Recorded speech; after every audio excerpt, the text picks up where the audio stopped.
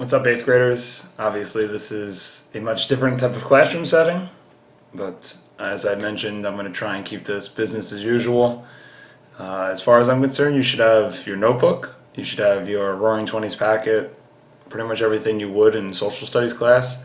If you're missing any of the items, like if you're missing the packet for whatever reason, I am going to share the assignment on Google Classroom, so you could just kind of copy and paste it. You want to try and keep this as usual to what you would in social studies class. So when I show you a slide, copy the red, the things you need down to in your notebook, the ones in red, just like you would. I'll remind you of this. For my regions class, you will have the regions questions. I guess the only kind of tricky thing is my 803, 856, 857. I will teach it in a regions way, but I will of course cover it the way that is needed for you guys too, so the videos might be just a little bit longer, and there'll be practice questions you're welcome to do on the slides, multiple choice questions, but you do not need to. That is for the regions. But I don't want to make two videos, and I'd rather just make one. It's a lot easier for me. But we'll be starting with first lesson. For most people, for the Roaring Twenties is the Harlem Renaissance, but for 801 it's going to be on installment buying and how that led to big economic changes in the Roaring Twenties. So that's what we'll be doing right now. So popping up on the screen is what the focus question is, as you guys can see there. And the focus question is, how did installment buying lead people to believe they were richer than they actually were? So the 1920s is a time where people, for the first time, really start finding out how to use credit cards. And even though there was no credit card machines back then, people in the 1920s stopped paying everything with cash and started paying with credit cards, essentially. They weren't cards, but it was essentially the same thing. So I want to look at why that is going to be a major issue and major problem very soon. But why in the 1920s pretty much everyone walked around like they were rich, wealthy, when in reality they weren't. So obviously you see the do now. There's probably no person next to you unless you got your little brother, sister, or your family around. But just think about, what does it mean when a person pays with a credit card? And obviously, we'd have a discussion at this point, but let's kind of go through it so you truly understand what it means. What I have here are two things, okay? Two things. This one here is a credit card. This here is a debit card. Now, essentially, they look the same, but they act a lot differently. So when you pay something with a debit card, it's like paying with cash. All right, so if you have $5,000 in your account and you try and buy something for $500, that $500 will be taken out of your debit card like cash, and now you have $4,500 in your account. So before the 1920s, that's how pretty much everyone paid for everything. All right, if someone wanted to buy a house, a car, they needed to pay with cash. But in the 1920s, buying on credit or installment buying or buying with a credit card was put into place, and it really changed everything. So if I go try and purchase something for $5,000, excuse me, I have $5,000 in my account, and I try and purchase something for $500, and I use this credit card, something different's going to happen. All right, when I buy with a credit card and I have $5,000 in my account and something costs $500, I still have $5,000 in my account. So why does this happen? When you pay with a credit card, you actually do not lose anything in your account. Who's going to pay for it actually is going to be the bank. So the bank will pay for the purchase that you want, and then you need to pay the bank back over time. So people obviously realize they don't have to pay for things in that moment, they just have to pay it back over time. So what ends up happening is a lot of people in the 1920s, start buying things on credit. Now, if you know anything about credit cards, and I'm sure your parents know, when you buy something on credit or use a credit card, you have to pay something called interest back over time. So if you bought something that's $500 and you pay it back over 2 months, you now have to pay a certain percentage of interest. And what that means is that $500 purchase is now closer to $530, depending on how long it takes you to pay back. And buying with a credit card has its pros, has its cons, but the biggest con is if you keep using the credit card too much, you're going to start paying for items that are going to become more expensive over time you can't really afford. So obviously you see the next slide coming up on your screen, the new way to pay for things. Okay, in the 1920s we have so many goods being invented. Okay, just like kind of today we have a lot of new inventions and things are expensive, and you'll learn as you grow up. Unless you somehow hit the lottery right out of high school, you are most likely not going to have a lot of money to your account, so you need to pay for things like going to college. You need to pay for things like houses and cars, and these things are really expensive. You will not be using a debit card most likely for those. You will have to use a credit card or what's called installment buying. All right, and we're going to go through what that means. So people during the 1920s have a lot of new things being invented. First and foremost was cars, which we'll talk about later. We have like kitchen appliances. You have a lot of new goods that are being invented. However, people didn't have enough money to really pay for it, so they had to put these things on credit cards. So after World War I, the government is now isolated, our country is now isolated, our foreign policy is isolated, and they're going to return to laissez-faire. And that return to laissez-faire is going to be really good because our economy in the 1920s is going to boom. It's going to do really well. But kind of at the same time, all right, that's going to lead to a lot of problems that eventually lead into the Great Depression. I'm not sure how well I've explained this or how well you know, but the 1920s are like one big party and a great time. But then the 1930s is when the Great Depression hits, and it's kind of the mistakes from the 1920s and the installment buying from buying on credit cards that lead to this problem. So now that the government's more out of the economy right now, the stock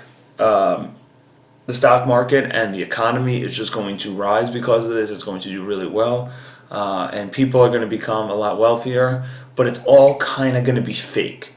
Because what's going to happen is people are going to buy things that are really expensive, and when people are buying a lot of things and there's a lot of jobs available and people are purchasing goods, that's going to help the economy.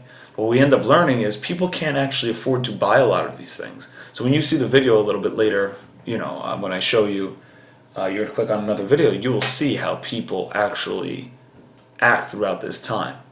And they're going to look like millionaires, but they're not. That's the biggest thing. So installment buying is the Regent's way of saying it, but it's just buying with a credit card or buying on credit. So people are going to pay a small portion of an item, and we'll talk about this in the example I'm going to show you. It's going to be on page 3 in your Roaring Twenties packet. If you don't have the packet, I will share with you what the worksheet will look like so you can just follow along with that. So you're going to basically pay a small portion of an item, and you're going to pay the rest back later with interest. What that means is if something costs $10,000, the place you're buying it from is going to ask you for a down payment, something like $500 to $1,000. Right, so you show that you could pay them a little bit of money, and then you're going to pay the rest back over time. What you're then going to do is you're going to basically ask the bank to put up the rest of the money for you, and then you're going to pay the bank back over time with interest. And we'll see how this breaks down with a car very shortly. So this is how goods are kind of paid. So I need to pull it up on my own here, but on page 3 in your packet, you will see a worksheet that says installment buying. And we're going to look at what it's like to purchase a car. So this is half real life stuff, that you will do as you get older, and this is half what people were going on throughout history. So I'm going to need a pen myself, some paper, 1 second, to make sure I'm doing this with you correctly. All right. So if you're looking at the worksheet, and hopefully you are following the video or you're on page 3, you will see that you have a car that costs $14,000. Now, if you use the debit card, or if you just pay with cash, you have $14,000. So let's say you have $50,000 in your bank account and you want to pay the car with cash. You pay him $14,000, you now have $36,000 in your bank account, and you're good. The car is fully yours. You don't have to pay it off. You don't have to finance it. But let's go through the realistic situation where a lot of people in the 1920s or people right now will have to pay back that car because they don't have enough money in their bank account. They only have, let's say, $1,000, but they need to use a car to get to where they need to get to.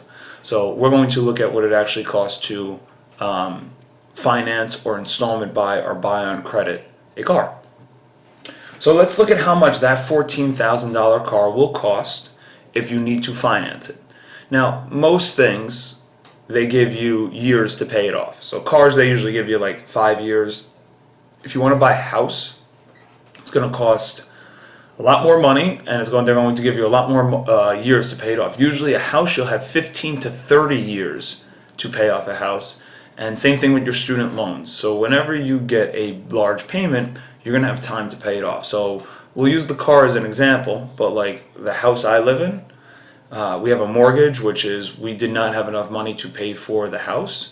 Therefore, we had to get a mortgage, and that means we have to pay it off in 30 years. And what we do is every single month we make a payment, okay, for that. Our mortgage payment's like something like $719 a month, and that's what we pay so we can live in this house. Now we owe still close to $110,000 on the house, so we're paying that back monthly till it eventually becomes ours. We're not paying back anyone but the bank. Okay, so let's go through the car situation here. So you have a $14,000 car. I'm going to read the example in red. The cost of a new car is $14,000. You could pay $280 down. That means that's the amount of money you could afford right now. And then you could finance the rest for $315 for 60 months. Finance is a word you can underline if you want. What it means is that's how much you're going to have to pay back monthly for 60 months. Okay, so every single month, $315 you're going to have to pay out of your own checking and banking account, and that goes to the bank. Okay, so let's go through it. So the cost is $14,000. I'm going to do the math so I don't screw this up here. All right, and if you're looking at the formula at the bottom, you need to take the cash price of $14,000, and then you need to subtract the down payment.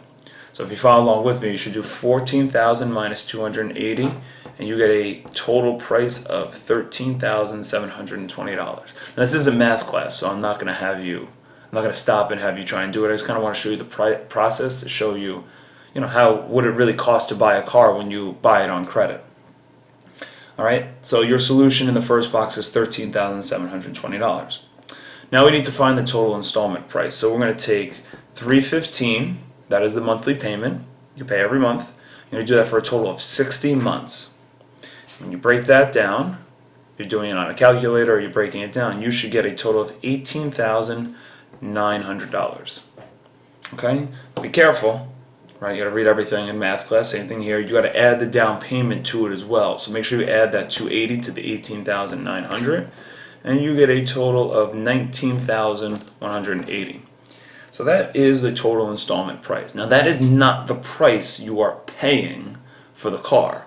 It's even worse than that, as you're about to see. It's going to cost you more. Now we got to find the finance charge. So in the third box, okay, we're going to take the total installment price, the answer you got from the second box, which is $19,180, and then you're going to subtract the cash price. The cash price, again, if you don't know from the example, is $14,000. So we're going to subtract $14,000, and then in box 3, you're going to get a total of $5,180. You're trying to see how I'm doing it here. All right, just kind of following along. And it's very simple. If you have the numbers in the second and third box, all you're going to do is add them together. So you're going to take $19,180 and then add $5,180, and that is going to get you the total amount paid, which is $24,360. So the big question I haven't asked is, why do banks or the government, usually it's banks, why do they give out loans to people so they could buy things and pay them back later? It's because that number you just saw, $24,360, makes the bank money, and I'll explain how. So banks love giving things out on credit because if your credit's good and they know you're going to pay it back, you are going to now be able to make the bank money. So that number of $24,360 is $10,360 more than the actual car costs. So $14,000 of it goes to the car dealership, and the other $10,360 goes to the bank. And essentially, the idea is everyone wins. You buy a car, you're happy because you have a car. The car dealership's happy because they sold their product, and the banks are really happy as well because they made $10,360 off of this sale. All right. So the problem is when people put so many things on credit, they don't realize, or maybe they realize it, but in the 1920s they certainly didn't. that they are paying far more for the car over time than they would if they just bought it right there and then. So yes, it's great. People were, I mean, if you looked at it, all you had to do to buy this car right now, even though it was $14,000, was put $280 down and then commit to paying $315 a month. People are more willing to pay for things monthly, okay, because they get paid by their jobs every week or 2 weeks or whatever. So they ended up paying it back over the months and years because it's more affordable to them. So in this particular situation, this is a win-win situation.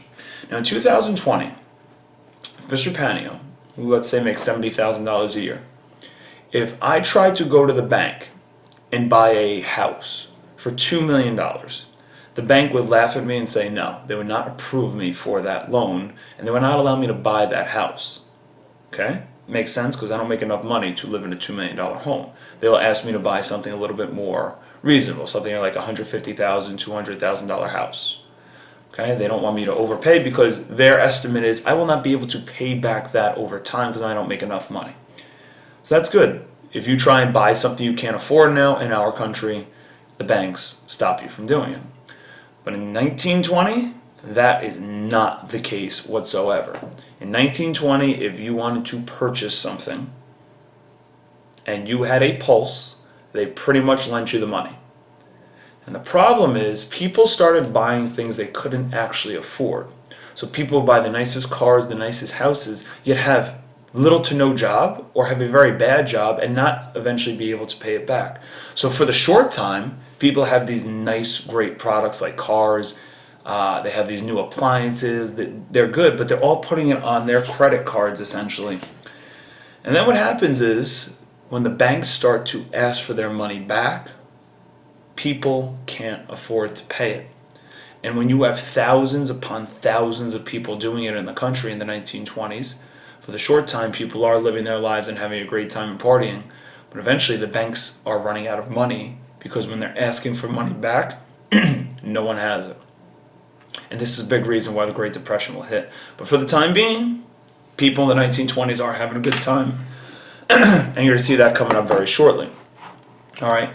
If you're going now to the next slide, we're going to focus on buying on margin, which is a concept similar to buying installment buying. If you could understand using a credit card, you can understand buying on margin. It's pretty much the same concept. So let's first look at the stock market. Now, explaining the stock market to younger kids, 8th graders, is really tough for me at times because it's so business heavy, and even at times I don't fully understand it, but I can give you the basics of it. So the stock market, as you see, as you're kind of copying this down, is the market where stocks, okay, which is basically what's called a share of a company. So if there's a company that you like a lot, let's say Apple, and you want to be a part of their company and kind of put money into their company, what that means is you could buy a stock. So if the company does well and is selling a lot of things and their company is doing great, the stock price goes up, you make money. If the stock starts to do poorly and the company stops making money, or they start having problem, or as you can see, we know the coronavirus is going around, that's a big reason why people aren't buying things. So the stock price will go down. Now, essentially, people started to buy a lot of stocks in the 1920s. And stocks over time generally go up. If you take our stock market price in the 1920s and look at 2020, it's through the roof. Stocks generally always rise, but sometimes there are crashes and things, as we're about to see. So buying on margin is the same concept as buying on credit, just with the stock market. So people, instead of paying, let's say a stock cost $1,000, a share of a stock costs $1,000. People are not going to pay a full price of the stock. They want to buy it on credit, basically, but they call it buying on margin. So people are going to pay 10% of a stock, all right? And then the goal is, once the stock, because the stock market is pretty much always going up at this time because the 1920s economy is doing really, really well. Once the stock price got to $1,000, they would pay back the bank, and then every dollar they made after that, they'd keep on their own. All right, so I don't know how well this will look here, but I'll try and make it correct. So if stock price is $100, I'm writing it here. I'll try and put it up here so you see. And it gets to $1,000, it goes to the bank. Every moment after that, let's say the stock makes $3,000. Okay, so I'll see how this looks here. So I can't really tell if you can see, but if you put in $100, where is it here? If you put in $100 and you basically get the price of the stock to be $1,000, so you only put in 10% of the stock. Once it gets to $1,000, all right, you pay back the bank, okay, plus whatever interest, and you now are going to make money off of the stock as well. So what essentially happens is if you make $3,000 off of the stock, you only paid $100 to make $3,000, which is a pretty good deal. Instead of paying $1,000 to make $2,000, you made a lot more money.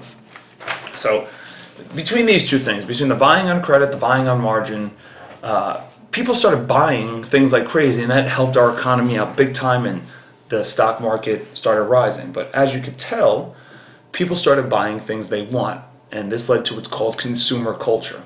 When you're a consumer, okay, you're buying stuff that you want, not necessarily things you need. So when you go to the supermarket, that's not being a consumer necessarily. You are buying food so you can survive. But if you go buy sneakers, if you go buy clothes, if you go buy a video game, that's being a consumer. Okay, and in the Roaring '20s, is a lot more people buying things that they want as opposed to things that they need. So that's going to help out our economy big time. But again, it's not real. It's not going to last forever. All right. So one big problem with buying on margin is the stock market doesn't always rise. I mean, you'll notice from 1920 to 1927, 28 or so, you're going to notice it has gone up from 100 to 200, let's say. But it goes up and down a little bit, but essentially it always rises. Okay, and then from 1928, it goes from 200 to like 375. All right, so the stock market is doing really well throughout this time because people are buying so many things. But if you notice the stock market in 1929, I think you guys will remember this from 6th grade, the stock market does crash. And that is event number one leading to the Great Depression, which we'll talk about probably next week. But the stock market doesn't always rise. The reason why the stock market crashes because so many people are buying on margin and buying stocks for a tenth of the price, but then they have to pay back the banks, and they can't afford to pay back the banks because the stocks aren't always rising. So when the stock market crashes, think of it like this. The stock market basically lends out $10 million to people. And when they start asking for money back, they don't fully get the money back. And when the stock market crashes, they basically lent out $10 million to people, and now they can't get any of it back. So buying on credit, buying on margin are good in the short term because you get a lot of cool things. But when you need to pay these things back, it causes a major problem. All right. So if you're in Regents questions here, as per usual, what I suggest is read the question, maybe pause the video at this time, try these on your own. I will obviously go over them. But let's take a look. So which economic factor was a major cause of the Great Depression? All right, so if you look through the choices, you got 1, purchase of stocks on margin, 2, increases in taxes on business, 3, reduction of tariff on imports, and 4, failure to produce enough consumer goods. All right, so if you've already chosen the answer, great. Hopefully you have the correct one. If you're not sure, then let's go over it. Can't be 4. Okay, in the 1920s, we're producing so many things. We have so many inventions and new goods. It definitely can't be 4. 3, reduction of tariffs on imports. The same concept. We're not stopping people from selling to the United States. We're not reducing tariffs on imports, so it can't be that. So you don't know if it could be 2, because we didn't go over that, but the only logical answer would be 1. People are buying stocks on margin, okay, or they could change that with people buying goods on credit. It's the same thing, same answer. So 1 is the correct answer for that one. The second one, during the 1920s, which economic trend helped cause the Great Depression? And as you kind of have told, it's very similar to the last question, and that correct answer is also 1, buying goods on credit. During the 1920s, it's definitely not 2. No one's saving money at this point, and that's probably the biggest problem that leads to the Great Depression too. Another big problem. Continuing shortage of consumer goods. Again, plenty of things out there for people to buy in the 1920s. There's no shortage on that. And of course, we already talked about there's no low tariffs. So those are the two style of questions you might see there. All right. So at this point in time, all right, if we were in school, we would continue into the next slide here, as you see, which is the 1920s culture. Not something you need to write down, okay? Just look at the slide along with me. You start to see some of the most, basically the 1920s, you start to see the most famous people around. So you have Amelia Earhart, Charles Lindbergh, Babe Ruth, and then you have these flappers here, which we'll talk about soon. But Charles Lindbergh is probably known as the most famous person in American history. He was an aviator. He was a person that flew across the world, and he was just revered by the entire world for doing that. Amelia Earhart was a very famous female pilot, as you know. And then for those that don't know, Babe Ruth was one of the best baseball players of all time. So this was like the first time where people aspired to be famous. I know in 2020, we have TikTok, Instagram models. It's a lot easier to do it, but people really aspire to be famous at this time. So it's a time of massive social change. People go from being more traditional and reserved to being open with everything and trying to be more famous. So we have new technologies, entertainment, installment buying, as we just mentioned, led to new lifestyles and attitude. We started to see radios in every household, which is a big item. We started to see cars, which we'll talk about soon. Athletes, aviators, and entertainers of the Roaring Twenties rose to national and international fame. And people aspired to be these people, wanted to be them. The role of women changed big time too. I mean, women in society, let's go back just to Friday, where we talked about women getting their rights with the 19th Amendment. Rights for women changed big time as well.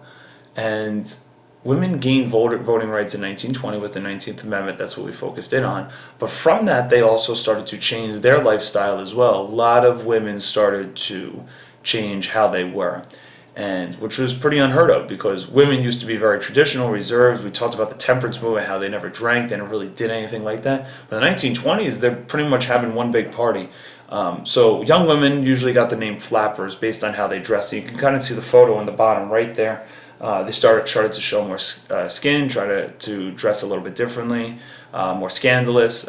They started to play sports, they started to drink, they started to smoke, they started to do things that a lot of the men were doing, and a lot of people thought it was unwomanly, okay, but in this particular point, a lot of women did start to do this, and this is kind of how the change of everything went in. All right. So let's go into the big product that everyone started to buy, and that was the car. And this will be the last slide for the lesson. So this will be slide number 3 is the last slide for the lesson that you need to do. Unless you're in my 804, this is pretty much the only slide you're doing for this lesson, so it's not that bad of a deal. So for the first time, all right, cars are going to be mass-produced. Now let's go back to industry. We saw Andrew Carnegie mass-produce things. Mass-produced means you're able to make a lot of it quickly and cheaply. All right.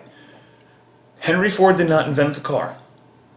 Okay, Henry Ford's located on the bottom left there. Yes, if you're thinking the same Ford motor vehicles, it's named after him. It still exists today in 2020. Henry Ford did not invent the car. Henry Ford found a way to make the car cheaper for people to buy. He mass-produced it. And the way he does this is a couple of ways. But the first thing is he's going to design a car called the Model T. And the way he markets it is basically says it's the car that everyone can afford. So what starts to happen in the 1920s is everyone starts to buy cars. So you have two things. People are able to now installment buy, use their credit card to buy a car, which is great. And then Henry Ford is able to find a way to mass produce these cars to make it cheap, so people, even though they can't fully afford it, they can buy it with their credit card and installment buy, pay it back over time. So how does Henry Ford do this? Well, Henry Ford's going to make the assembly line. The assembly line is the way he's able to mass produce cars, and the assembly line is a revolutionary way to make anything. So a car is very difficult to make. I mean, really think about it. You need to be very good with your hands. You need to be smart. You need to be really smart. You need to know the physics of how to build a car. I mean, it is extremely tough to make. Finding someone who is very good with their hands but also extremely smart is not easy to find if you're hiring workers. So what happens is, even though cars are invented in like the 1870s and 80s, only the rich had them. No one really used them. So this was a major, major problem because no one, they were basically like playthings for the rich. No, only the rich had them, no one else does. But Henry Ford wants to make it more affordable, so he finds a way to mass produce it. He changes the way cars are made. He hires 1,000 workers, pays them pretty much minimum wage, basic stuff, but they do very basic things. What they do is, and if you're looking at the photo in the bottom right, you're looking at how men, women, immigrants, doesn't matter, they stand in a line and they start building pieces of the car. And if you're looking at that row right there, the row in front of you, you can tell that they're working with tires. So what you're going to see is you're going to see a person put the rim on the tire. And then they pass that tire down to the next person in the assembly line. Assembly means to put together, okay, to build. When you're in a line, people are building things in a line. So they're going to make the rim, pass it over to the next person. Okay, the next person is then going to tighten the rim on, and they push it to the next person. They're going to put the rubber on the tire, and they pass it to the next person. They're going to make sure the tire spins, and they pass it to the next person. They're going to bolt the tire into the car. And if you notice on the line there's a bunch of tires. So they do the same exact thing every single day. People become experts on how to do their one particular job. Because if you're the only person tightening the screw on the tire, that's all you do for the entire day. Maybe a little boring, but people got very good at doing their job. So the assembly line was a way to find a way to mass produce cars. Now if you're noticing, his main car was called the Model T, and that's located in the bottom picture there. The Model T was a massive hit because what they did was they made all the cars the same. Everyone knew how to make one. The only difference was the license plate, and everyone had a Model T because they were so cheap and inexpensive to purchase. And just like we did on page 3, it's the same process. People would have to installment buy, but they wouldn't realize their $10,000 car is going to cost a lot more over time. So many people are buying it on credit. They could afford it, but they really are spending a lot more money later on because they're paying it back over time. So this was the assembly line. Okay, you're going to see a Regents question come up for this, and then we're going to look at the video. I'm going to pause. Well, you should pause this in a second. You'll see what I mean. All right, so here's the Regents question dealing with Henry Ford, and hopefully you've written it down. So the Regents question, very straightforward, is Henry Ford produced a more affordable car primarily because his company what? So affordable means, easier for people to buy. So I'll look through the question, look through the answers. I'll read through them. Paid workers lower wages than his competitors. 2, used foreign-made parts of his car. 3, developed a less expensive way of producing cars. 4, offered many different car options to his buyers. So if you look through it, hopefully by this point you have seen that the correct answer is going to be 3. He developed a less expensive way of producing cars because he found a way to use the assembly line to his advantage. And if you ever work in a factory, if you ever go to a factory, whether it's with machines or people in 2020, everyone uses the assembly line. Okay, this is how products are made. This is how you're able to produce so many things in such a short amount of time because Henry Ford was able to figure out a way to make this assembly line. So if you're happy you can get anything in 2 days, okay, sent to your house, it's because the assembly line was able to make it, which is pretty cool. So the last thing before the end of the lesson is going to be, I'm going to show you a video of the 1920s, okay? And in this video, I want you to notice how the men and women dress, okay, how the people act, and the way the houses and cars look. Okay, what you're going to be doing is you're going to be watching a 5-minute clip of The Great Gatsby. The Great Gatsby is a video that was a movie that was made in 2012 or something, but its setting is in the 1920s, so you're going to notice how people acted and how they're essentially having one big party, okay? We should remember that prohibition is in effect. People should not be drinking alcohol, but they are. Notice how the cars looked. Notice the houses they're living in. Okay, essentially what you're looking at is a Saturday night. People are going to be partying at Jay Gatsby's house, and there's going to be a person. I think his name's Tobey Maguire. I'm not 100% sure, but he used to play Spider-Man. He's going to be walking through the house looking for Jay Gatsby, and he's just going to be noticing how crazy the party is, as you're about to see. So notice how they dress, how the men and women dress. You'll see the flappers, the women, how they're kind of walking around, and notice how everyone's just having a great time. And just know and remember that it's all kind of fake. Men, the women, everyone, they really don't actually have this type of money, but they're able to buy it on credit, so everyone's living like they're rich and wealthy. The person walking around, played by Tobey Maguire, is actually poor. Listen for it. He will get yelled at for being poor, basically, but he doesn't dress poor. I mean, he's in a full tuxedo, a full suit.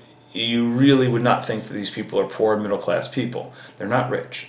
So watch the video, enjoy it. You can hit the pause button now, and at the end of the video, okay, I guess I should say this now. At the end of the video, you're going to work on pages 4, 5, and 6. So you're going to watch the Great Gatsby video, and you're going to work on pages 4, 5, and 6 in your Roaring Twenties packet. Now, if you don't have the Roaring Twenties packet for whatever reason, I will share that with you. Okay, that will be located at the bottom of the Google Classroom. The way you get a full graded assignment, okay, the way you get a full graded assignment is you are going to take a picture of the completed work of pages 4, 5, and 6, and then you're going to post it and turn it in on Google Classroom. Or I'd rather you just turn it on Google Classroom. Please don't email me because it could get very crazy for me. Just post it in this post in Google Classroom. Take a photo of it, and if it's all complete, we're all good. So that will be pretty much your lesson for today. So watch the video. All right, I just want to make sure there's nothing else here that you need to know. I guess I'll do this next question tomorrow for you guys. But that's pretty much it. So watch the video, do pages 4, 5, and 6, and to get a grade for this assignment, you're going to take a picture of pages 4, 5, and 6, and you're going to post it in the Google Classroom. So I'll be told this has taken about an hour, which is pretty similar to what you would have in a Regents class setting. And then that's it. You'll see the next lesson tomorrow. So thanks for watching, and stay healthy, and we'll talk to you tomorrow. All right.